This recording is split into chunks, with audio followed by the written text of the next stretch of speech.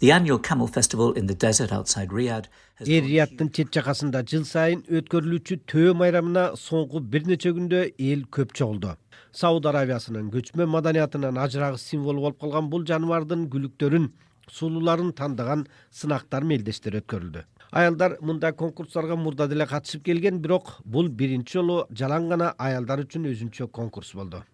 Төөнүн оозу, моюну жана өөркөчү сыяктуу негизги формалык мүнөздөмөсүнө сырткары анын өңүтүсү боюнча дагы сынап көрүштү.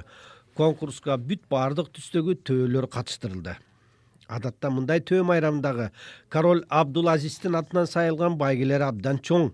Байге фондусу $66 миллион. Эң мыкты төөлөр $1 миллион чейин кетет. Мындай убакта чоң байга алыш үчүн айрымдар ар кандай амал көйлүккө дагы барат экен. Кээ бирөөлөр өзүнүн төөсүн сулуу көрсөтүш үчүн ботокс же башка косметикалык процедураларды жасатып жиберген учурлар бар. Бирок мындай шылуундукка тыюу салынат, ошондуктан бул жолку сынакта эреже бузган үчүн 40 төө мелдештен чыгарылды. Айымдар үчүн өзүнчө өткөн конкурста мындай шылуундар болгон жок. Конкурска катышкандар негизинен мурдадан төөнүн мыкты династиясын өстүрүп келаткан белгилүү айымдар. Алар $2,5 миллион суммасындагы байгени бөлүп алышты. Байге алган аялдардын бирөө бул конкурсту Сауд аялдарынын жана жалпы эле калкынын турмушундагы алдыга чоң кадам деп айтты. Анткени аялдарга бүт бардык тармакта, анын ичинде төө спортунда дагы жол ачылып жатпайбы?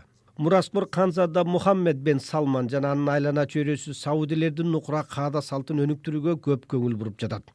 Ырас, кээ бир сынчылар мындай көрүнүштө аял реформаторлор менен активисттерди камап түрмөгө салган жаңы авторитаризмди жылмалаган аракет чүмбөт деп аташууда. and activists